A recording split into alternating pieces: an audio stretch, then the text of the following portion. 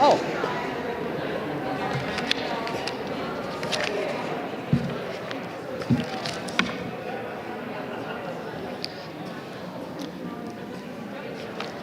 Good morning, everyone. On behalf of First Unitarian Universalist Church of Columbus,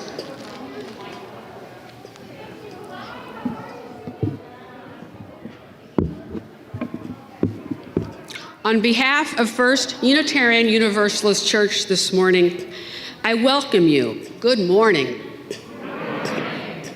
So I am Reverend Kathleen Fowler, and I am a retired hospital chaplain, retired affiliated minister, and I've been a member here for 27 years plus. And it's been a lovely place to be for those 27 years too. So let's begin our time together by remembering the land that holds us. We give thanks that some of us are finally able to physically gather this morning in the homeland of the Adena, the Hopewell, the Wyandotte, the Miami, the Seneca, and the Cayuga peoples. Let us take a few moments of silence to honor their connection with this land known as Central Ohio.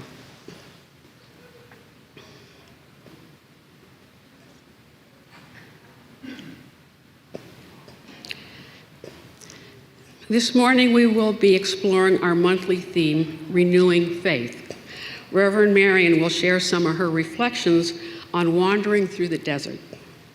And in light of the world events, let us sing Circle Round for Freedom, number 155 in your gray hymnals.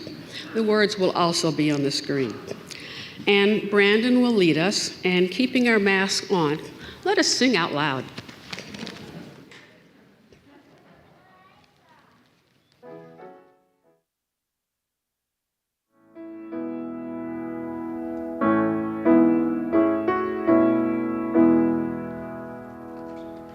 Circle round for freedom, circle round for peace, for all all of us imprisoned, circle for release, circle for the planet, circle for each soul, for the children of our children. Keep the circle whole.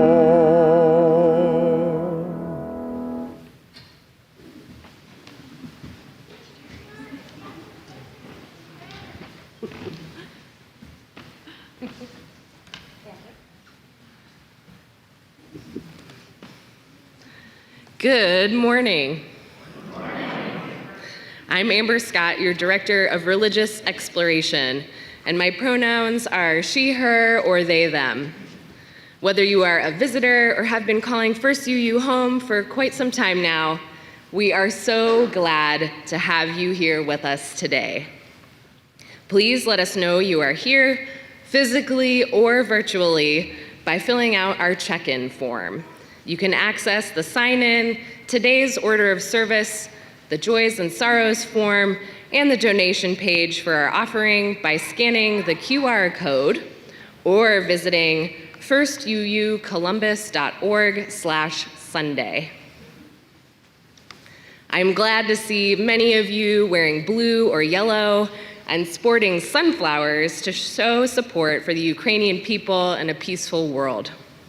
The First UU Youth Group plans to mail letters to the Russian embassy, including packets of sunflower seeds, as a sign of our opposition to this war.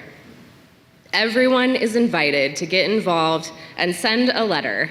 Just stop by their table in Beach Hall after the service. This is just one example of the many ways that First UU works to cultivate justice in the world. We've got tons of great stuff going on at our congregation, and you can find out more by joining our email list. As our congregation continues to resume more in-person activities, more volunteers are needed. This includes all the tasks that make our worship services and coffee hour possible, as well as the need for Sunday school teachers and youth advisors as we prepare to add back more children's classes this fall. For general volunteer opportunities, email Kelly McNeil, our Director of Congregational Life. If you are interested in building community and making meaning with the next generation of UUs, please email me. First UU's Justice Action Ministry is participating in the League of Women Voters Special Voter Outreach Week from March 21st to March 26th. To get involved in this statewide push for voter registration, please visit the Justice Table in Beach Hall after the service or email Amanda Hayes for more information. Welcome to this morning's service. Let us center ourselves as we listen to this morning's prelude.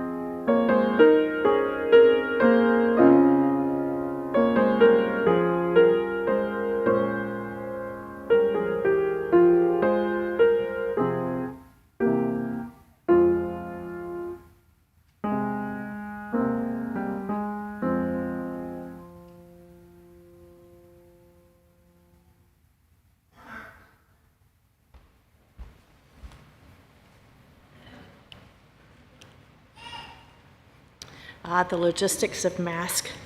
I'll be so glad when we're done with those, but thank you for wearing them for all generations. Our youngest can't be vaccinated yet, and we have lots of families, but we're working on that.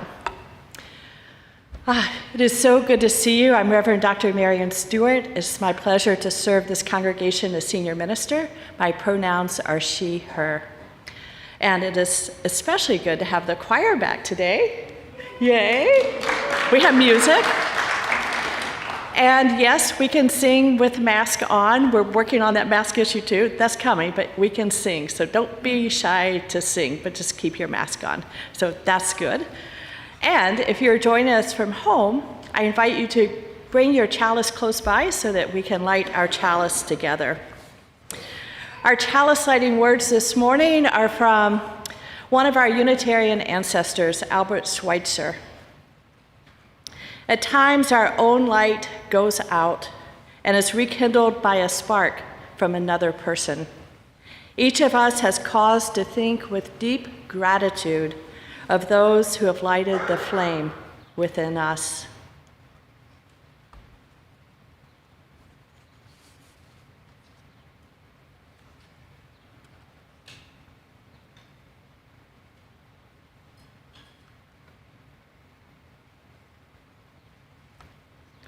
Our chalice is lit.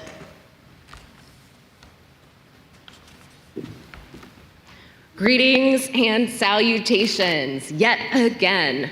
It is so good to be together here. Children and all those who are young at heart are now invited to gather round for this morning's story. Activities for families with children are happening during the worship service today outside on the SYC playground. After the story, you will have the opportunity to join our families outdoors if you are interested.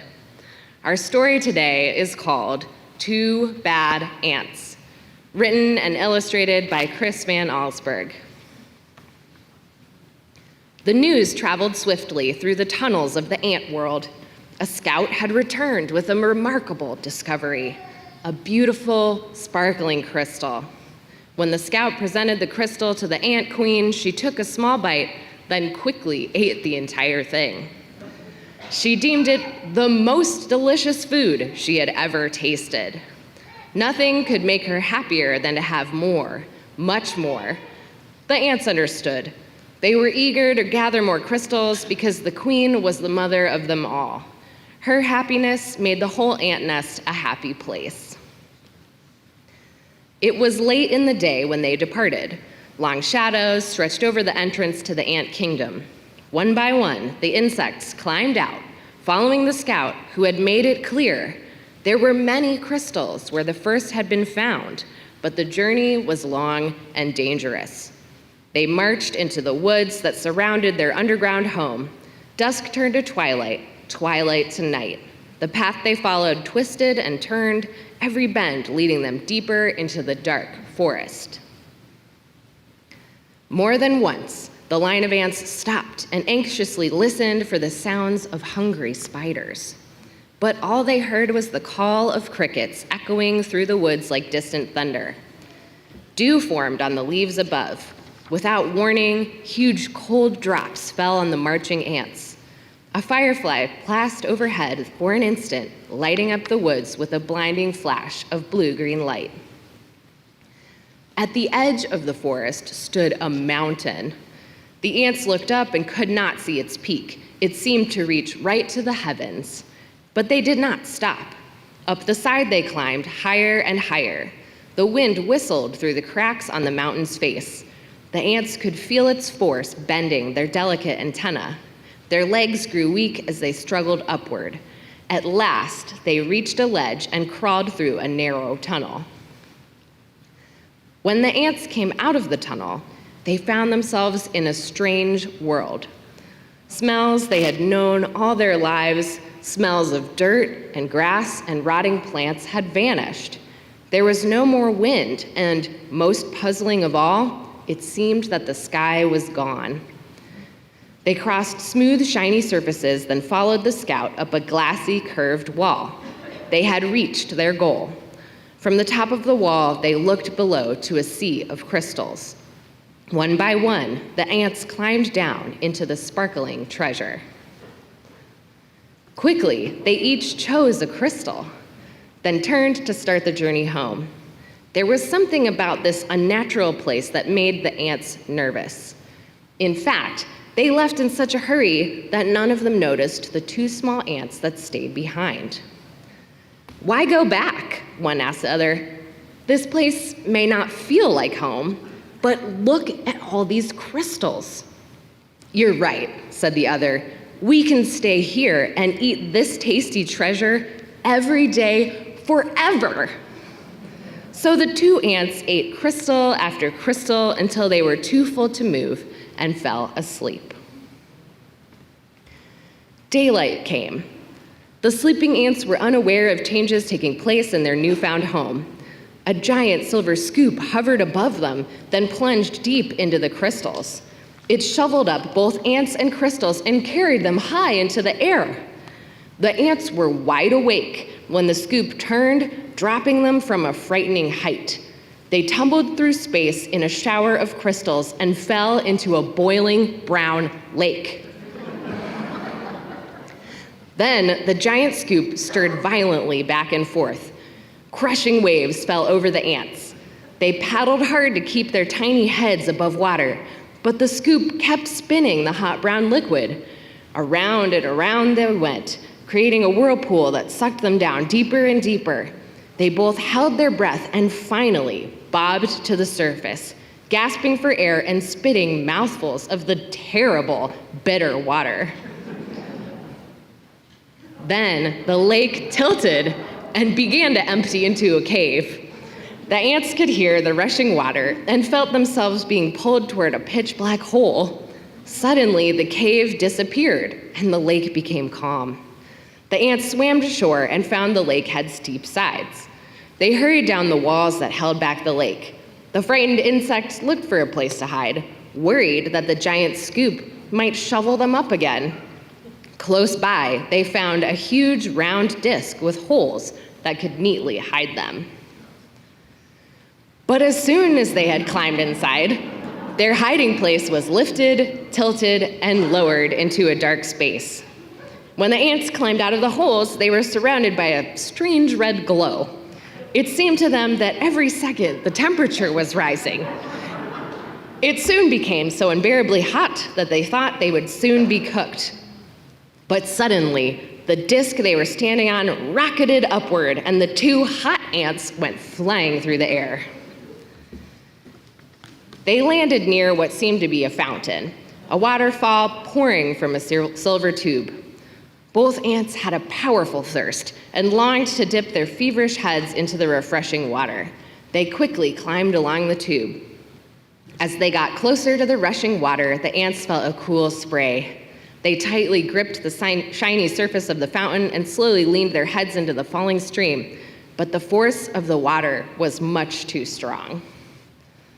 The tiny insects were pulled off the fountain and plunged down into a wet, dark chamber. They landed on half-eaten fruit and other soggy things. Suddenly, the air was filled with loud, frightening sounds. The chamber began to spin. The ants were caught in a whirling storm of shredded food and stinging rain. Then, just as quickly as it had started, the noise and spinning stopped. Bruised and dizzy, the ants climbed out of the chamber. In daylight once again, they raced through puddles and up a smooth metal wall. In the distance, they saw something comforting, two long, narrow holes that reminded them of the warmth and safety of their old underground home. They climbed up into the dark openings. But there was no safety inside these holes. A strange force passed through the wet ants. They were stunned senseless and blown out of the holes like bullets from a gun. When they landed, the tiny insects were too exhausted to go on. They crawled into a dark corner and fell asleep. Night had returned when the battered ants awoke to a familiar sound, the footsteps of their fellow insects returning for more crystals. The two ants slipped quietly to the end of the line. They climbed the glassy wall and once again stood amid the treasure. But this time, they each chose a single crystal and followed their friends home. Standing at the edge of their anthole, the two ants listened to the joyful sounds that came from below. They knew how grateful their mother queen would be when they gave her the crystals. At that moment, the two ants felt happier than they'd ever felt before. This was their home. This was their family. This was where they were meant to be. The end.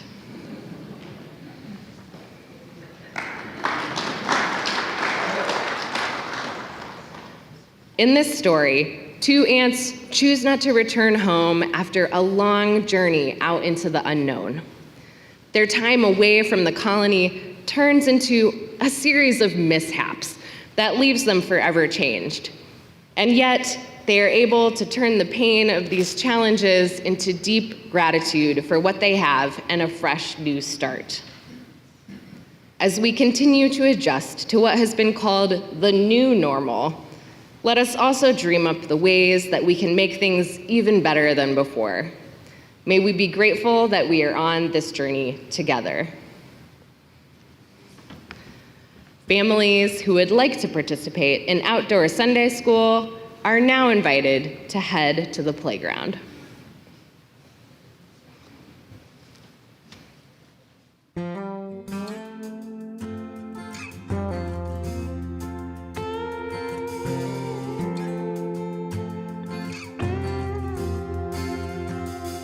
Every seed we plant is love.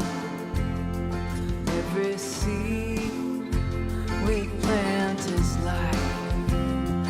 We must gather seeds to plant. And we must gather seeds to share. It's how our people survive the past. It's how our children go on from here. Every seed we plant is life. Every seed we plant is peace. And when the winds of hatred blow and the drums of war resound, we must care for those in need. We must search for common ground.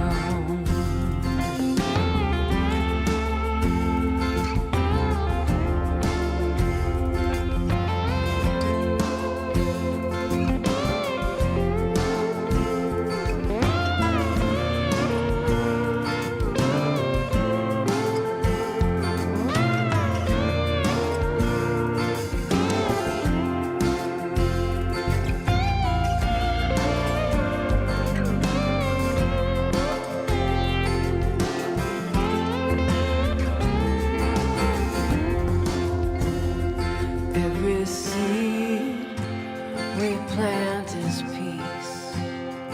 Every seed we plant is hope. We must nurture living soil. We must give thanks for the rain. In this work, we'll find our joy. Every breath we breathe through grace.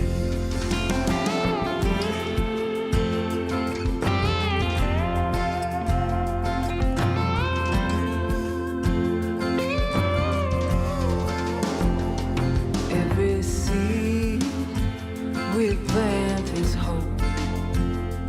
Every seed we plant is love.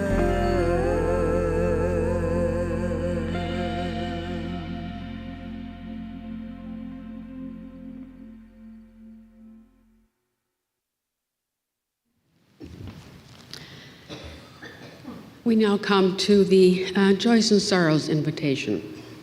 So participate in the caring meditation this morning, or to ask for pastoral or practical support with a difficulty in your life. Now is the time to fill out the Joys and Sorrows form. You can find that by scanning the QR code on the corner, that's on the screen, or here, or by visiting firstuucolumbus.org/Sunday. If we receive your joy or sorrow in the next few minutes, we'll read it aloud during the caring meditation. You may also complete the form anytime throughout the week to be shared next Sunday and to receive pastoral and caring support.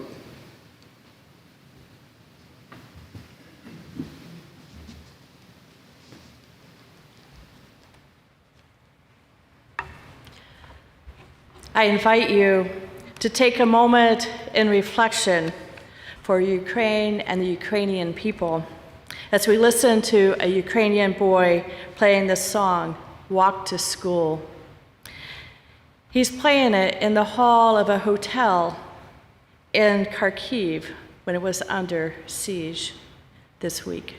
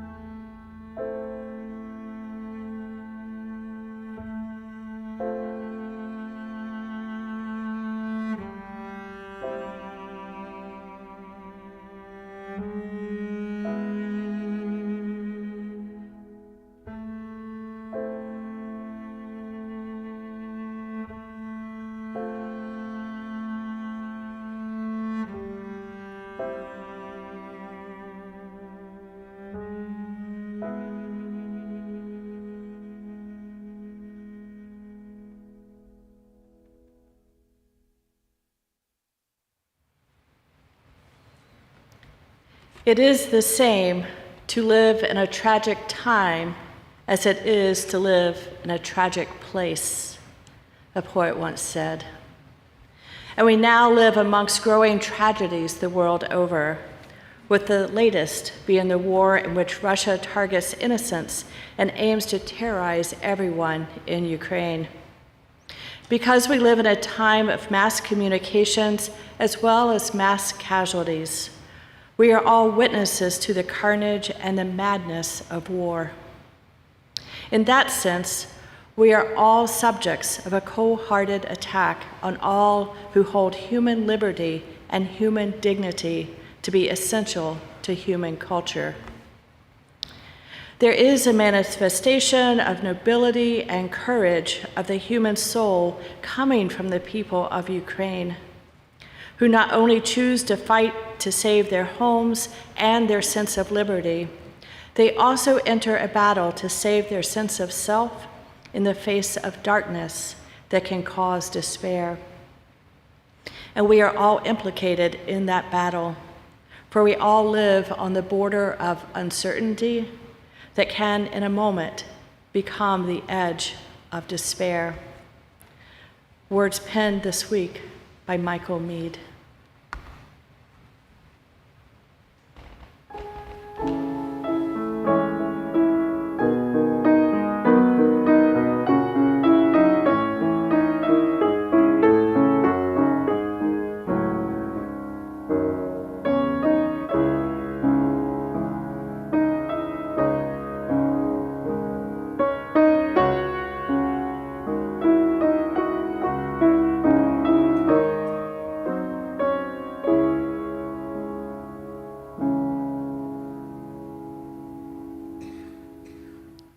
We are all impacted. We all live on the border of uncertainty. In a moment, it can become the edge of despair. Now, most of us have not known the physical bombs and missiles of war. The destruction has not killed us or our loved ones or forced us to flee our home or homeland. We cry and pray for the Ukrainians, and we rail against those who commit treason against humanity. Most of us cannot imagine the refugees' plight. We see it on the news, we track the maps, we see the images, and again, our hearts break and cry. This is not the first devastation that has occurred in my lifetime or in history. It happens in so many ways in so many places. Sometimes it's sudden, like now. Other times, it's an odyssey, a prolonged tragedy of body, mind, spirit, and place. To be Black, immigrant, differently abled, woman, gay, queer, trans, all seeking respect and the right to be free. No literal bombs, mostly, but all knowing the fear and that edge of despair. Maybe you know this despair too. I do not know the way out of this war. Traditional game plans and expectations have been uprooted and reimagined. I hope the same is true of figuring a way out. Anything just to stop the suffering. Let the seeds of peace begin to grow. And with your permission, I'd like to take a momentary side trip before we circle back. This story is one not of traditional war. It's a personal journey through the desert, both literal and spiritual, that explores the pandemic-laced edges of despair. While the details for you might differ, you may recognize yourself all the same on this journey. 3 years ago, I registered for a minister's conference, not unlike what I had done every 3 years for over a decade. A gathering of 400 to 500 Unitarian Universalist ministers, colleagues, for a week-long gathering of continuing education. Of course, we also loved it because we got to escape the cold of February by studying in someplace warm. The pandemic put my last registration on hold for 2 extra years, but last month, I finally set off for sunny San Diego. What I didn't know 3 years ago was that by the time the date of the delayed gathering grew close, I would be searching desperately for ways to step back from the edge of despair. Far beyond the border of uncertainty and wondering how we could see the church through the pandemic, which we did, thank you, a new feeling had crept in like a dense fog, unmooring the ground beneath my feet. I struggled at the edge of the tortured abyss of exhaustion and burnout. So I decided to drive. A long trip with a destination, but an open itinerary between here and there would give my spirit room to roam. I had begun to recover and get some energy back, but the abyss was still underfoot. Learning from past experience, I knew that glossing over this moment was not a viable or healthy solution. I needed to explore the vastness of this emotional state, to grasp crumbs of wisdom before the crispy edge faded away into its own smoky fog. Hugging the southern US border, as close to the border wall as I could get, I literally scraped at the edges of humanity and morality. My own sense of self gnawing and mingling with the vastness of the desert. Much has been written over the course of time about journeys through the desert. Some say it is a vast desert that is sandwiched between the lush Garden of Eden and the apocalyptic mirage of paradise. Moses choosing the hard journey of desert over the easy path by the sea. The prophets prophesying over desert cities and lands. Jesus going out into a garden oasis for prayer and preparation.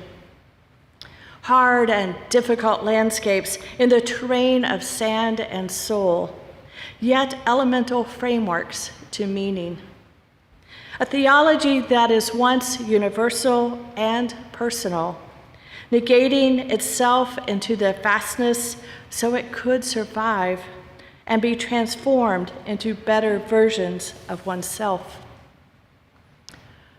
With the border wall looming over my left shoulder, I was mostly alone on the long stretches of county roads.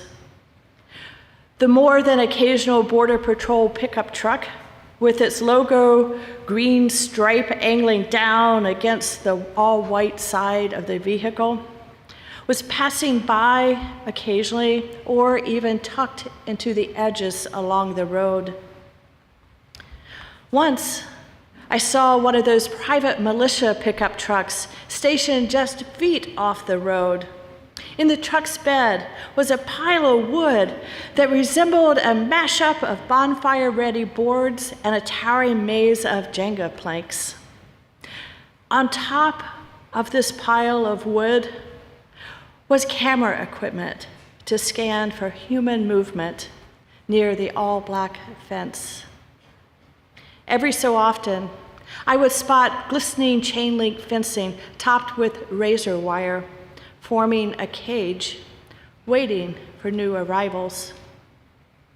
And too often, I saw white crosses, some decorated with shiny, glittery streamers, marking the end of someone's journey. This harsh reality that we mostly hear about in hot political debates brought a sobering awareness to the lure and the cost of freedom, negating and propelling oneself onto the vastness of the desert with hopes of surviving into a better life.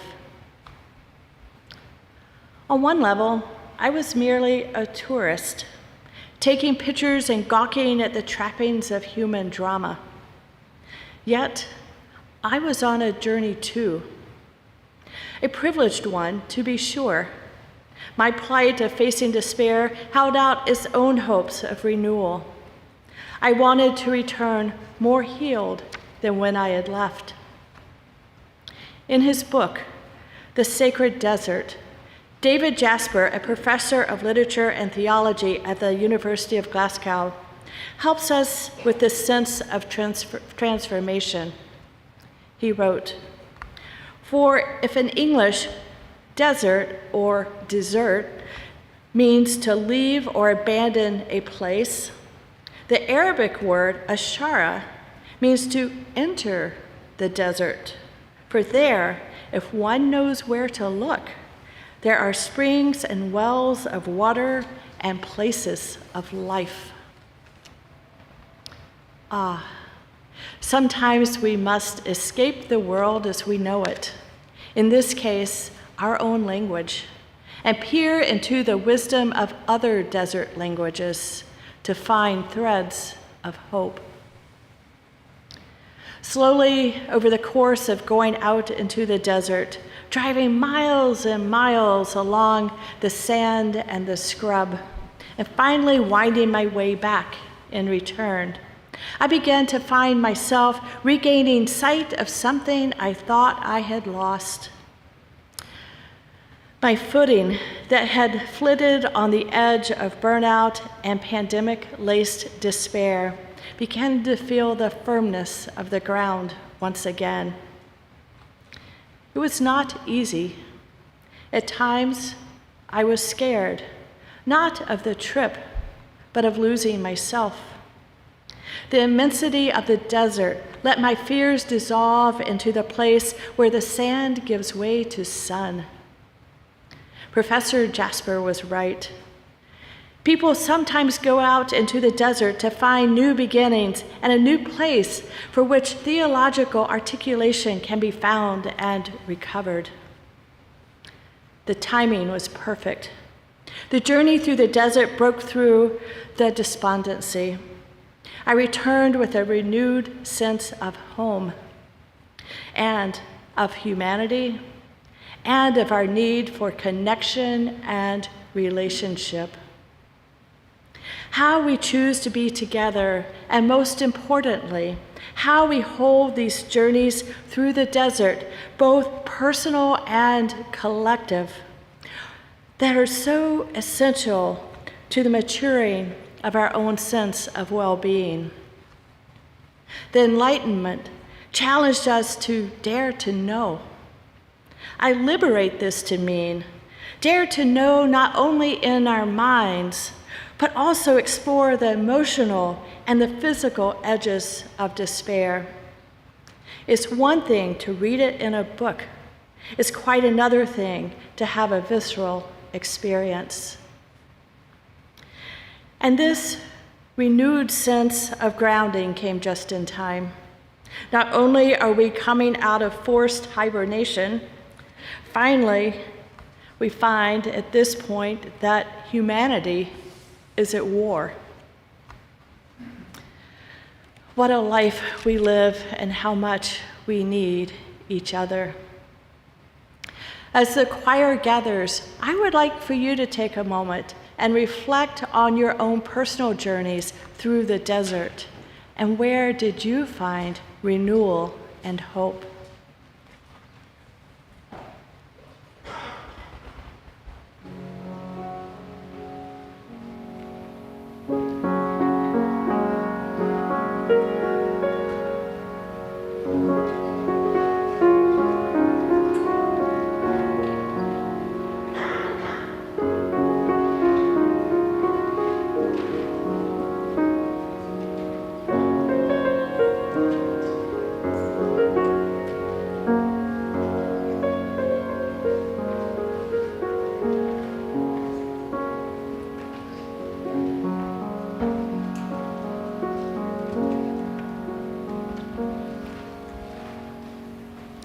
I'll go back again to the words of Michael Meade.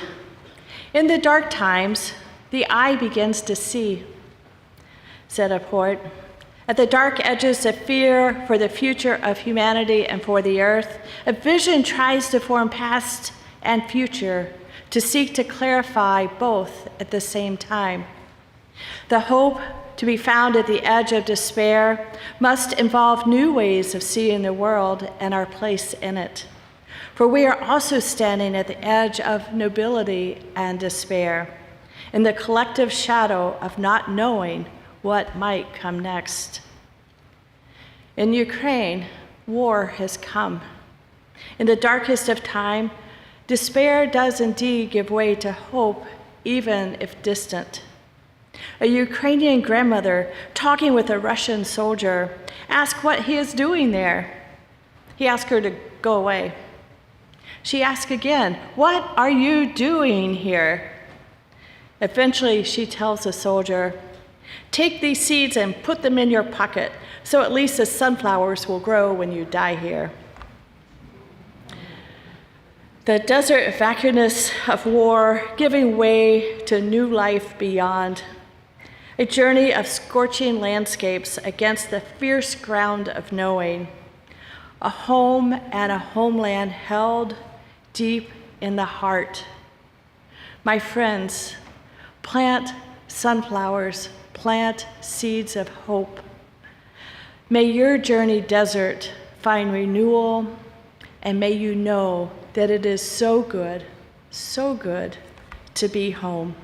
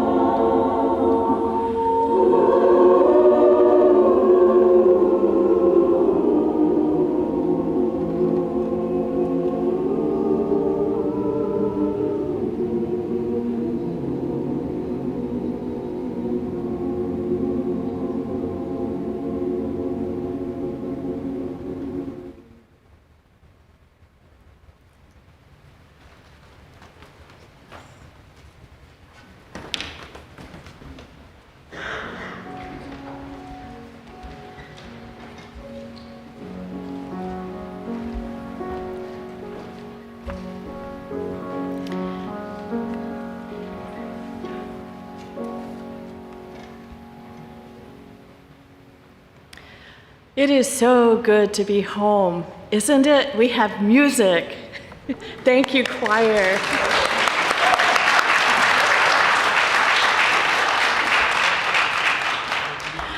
Before the service, Bertina came up to me and she says, Marian, I don't know if you know this line is in the song. You might not be able to hear it, but you might want to tell everybody what it is.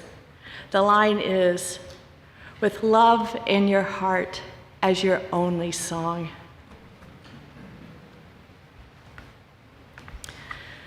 We are a beloved community in the making. One of the ways we help ourselves in the world is by sharing our monetary resources. This sharing of resources as a community means that some of us are just scraping by right now and have already made a contribution to the community just by being present. Thank you. And some of us are thriving financially and can challenge ourselves to give more. We are sharing our offering plate this morning and the whole month of March with the Buckeye Environmental Network. The nonprofit group has worked for almost 25 years protecting Ohio's native public forest, influencing policies and practices of our state and federal governments through grassroots organizing, media campaigns, and legal efforts. Buckeye's goal is to empower citizens toward climate stability, support for clean energy solutions, and for forest protection. Let us hear from Buckeye.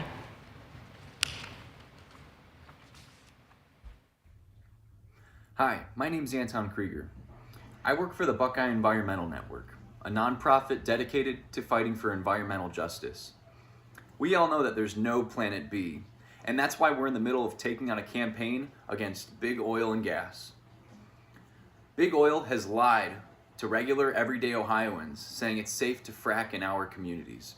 The truth is, that radioactive slew of chemicals that they shoot down into the earth to get to oil, it's starting to leak into people's drinking wells, poison livestock, permanently damage farmland, and it's causing cancer, low birth weights, and eventually death. We're in the midst of organizing communities affected by fracking at the grassroots level, getting those citizens to talk to their elected officials and stop fracking. Your generosity today can help us purchase radioactive testing equipment and radioactive personal protective gear for organizers like me when we're testing out in the field. We really appreciate your time today, and God bless. The Buckeye Group has its work cut out ahead of us, as do all of us, in this time where oil and gas are on the forefront of international attention. I invite you to use the QR code that's on the screen or go to our website, firstuucolumbus.org/donate. There will also be a square set up in Fellowship Hall after the service at the jam table if you would like to donate or to get more information. Thank you all for your generosity and for making this a home that cares.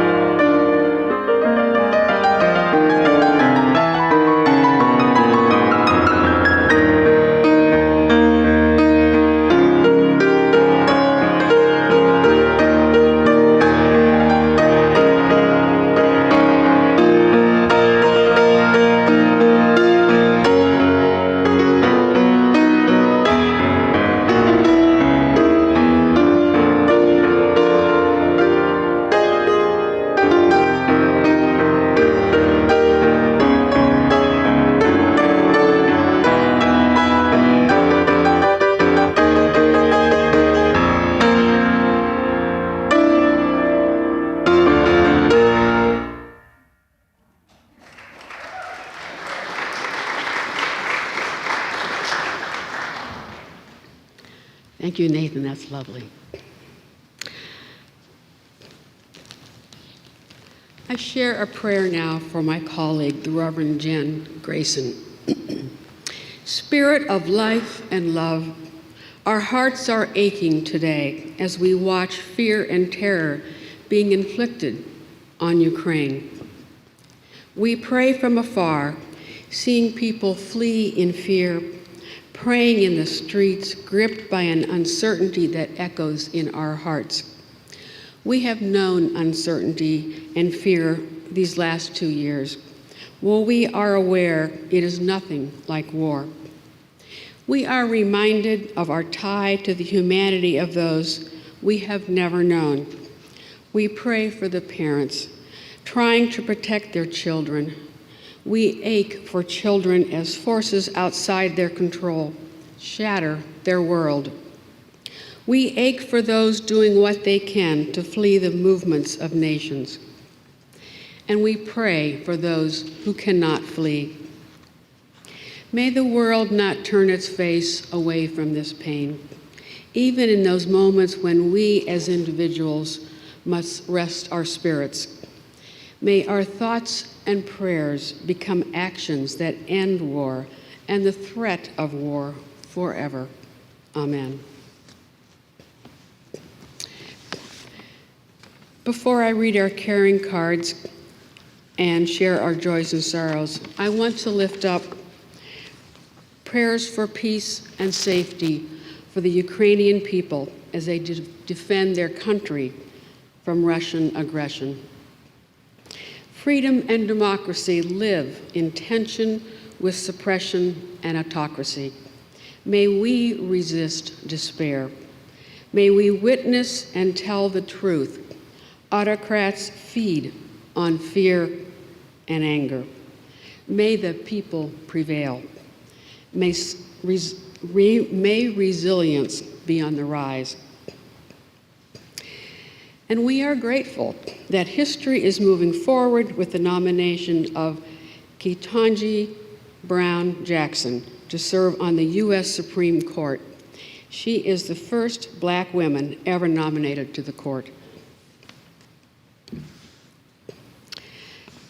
And these are the caring cards that came throughout the week. Please hold Don J. and his family in your heart as they mourn the passing of one of their dogs, Grover, who left them last week suddenly due to a severe injury. And congratulations to Carolyn, who has been offered an American Corps member position with the City Year Columbus for the year 2022 to 2023 service year. She will be working in a diverse community supporting the inner city children in schools.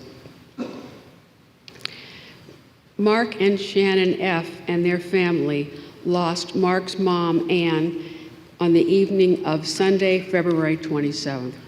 She died in her own home surrounded by her 5 children in Cincinnati. She was 94. Everyone was relieved that she was finally able to be free of the pain and distress she has had since Thanksgiving. Her kids had cared for her around the clock these past 3 months as she suffered from several serious medical challenges. They were in the process of hiring home health caregivers when their mom seemed close to passing.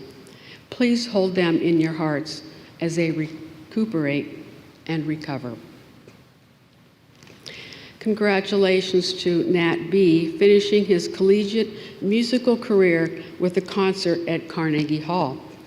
Capital University's Symphonic Winds performed All Stars Are, March 1st, a musical exploration of those who lost loved ones on 9/11.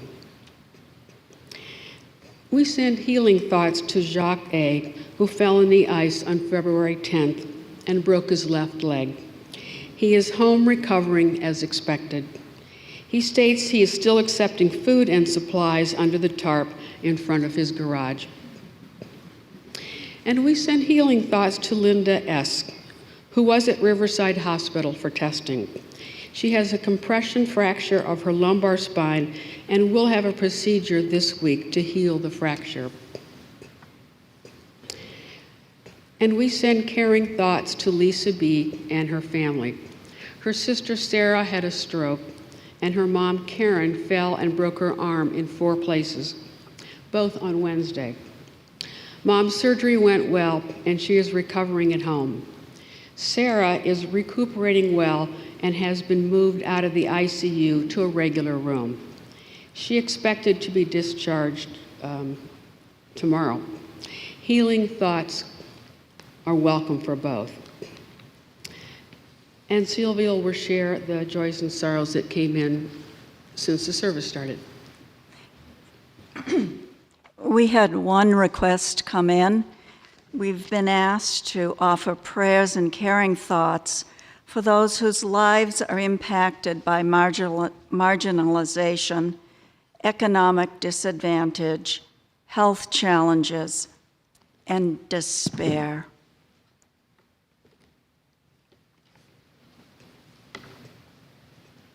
We encourage you to visit the caring table in Beach Hall after the service to sign caring cards, whether or not you know the individuals.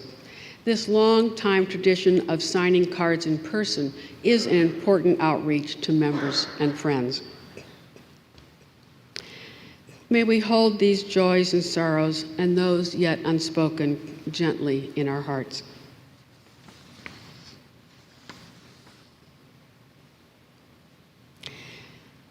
As Reverend Marion rings our temple bell, I invite you into a brief time of silence. Use this time to reflect, imagine, pray, or simply breathe.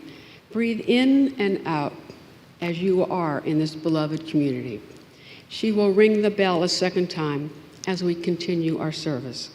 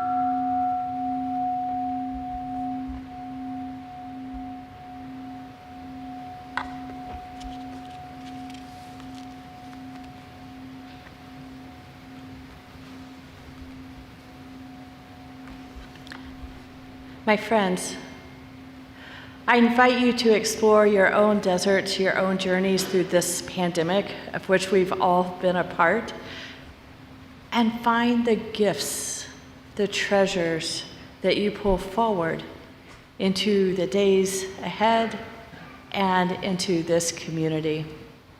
It is good to be home. I close with the words of Tagore. Kathleen's going to help me. They are adapted for this moment. The reading will be followed by a recording of the Ukrainian national anthem.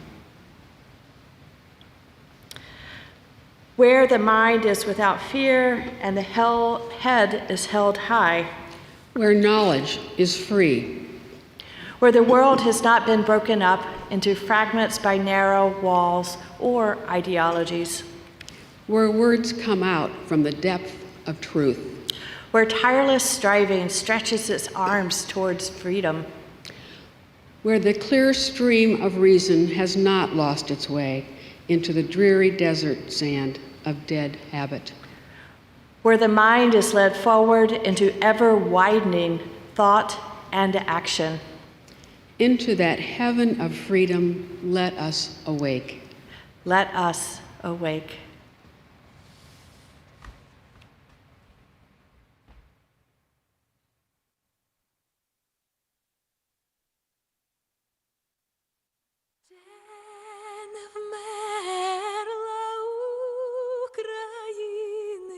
Ні слава, ні воля.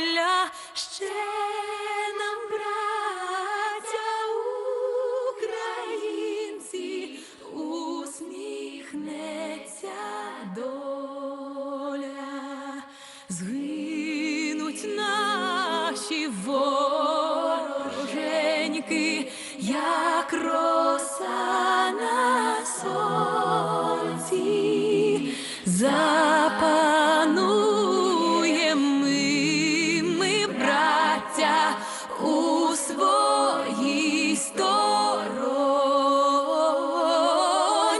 душу й тіло ми положим за нашу свободу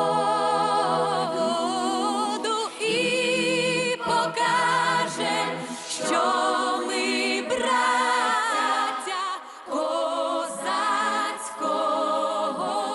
роду.